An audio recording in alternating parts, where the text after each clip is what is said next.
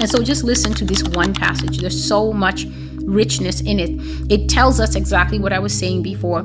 To walk circumspectly means that you are aware of all aspects that can try to rob your time. You are aware of all aspects that might try to cause delays to your time being most efficient. You are paying attention. Where can I sow my time? If I sow my time here, right? Let me use examples that affect me directly. And if you can relate to it, then you can relate to it. Which part of it is more useful?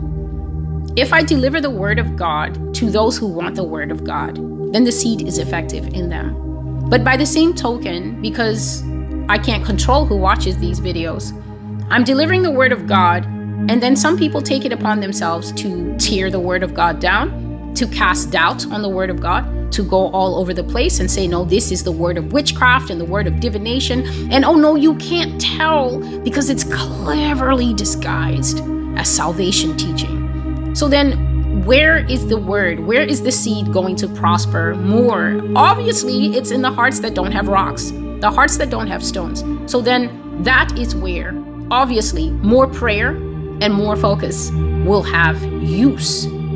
That is where it will be. And so being circumspect means that you're not only just watching the clock. It's not about that.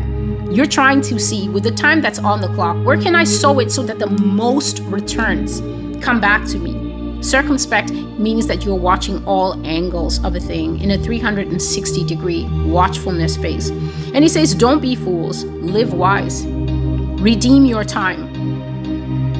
I've shared before that my old pastor always used to say, stop complaining about not having time for God, because the truth of the matter is that you have all the time with God that you want. Everyone gets the same 24 hours, he says. If you choose to sleep 12 of those hours, then that's what you choose to do with those 12 hours, meaning that you just have 12 more to decide how much is work, how much is commuting, how much is your family, how much is friends, how much is TV, how much is everything else, and how much also is God. He said you have as much of God or as little of God as you want.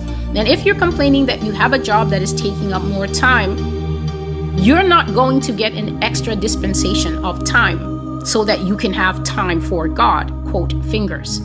What happens is you're going to go into your available cache of time, your sleeping time, your pedicure time, your personal this time, taking the dogs for a walk time, your Netflix time, the time you spend on Fortnite and video games. You're going to go into your available time. You're going to look at it and you're going to begin to cut time from other things. You're going to cut down on frivolities so that you can cull and put together a large cache of time.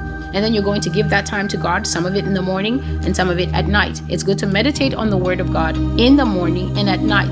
It bookends your life in safety. Don't do that I'm a night person thing, or no, I'm a morning person thing. If you're a morning person, then naturally your prayers are stronger in the morning. If you're a night person, your prayer and your quiet time is stronger at night. But you cannot leave your morning gate unattended, nor can you leave your evening gate open. And that's because not a single person watching this video will walk out of their house and leave a window open because he's a door person, or leave the door unlocked because you're a window person. It's the same logic. So apply it to your spiritual life.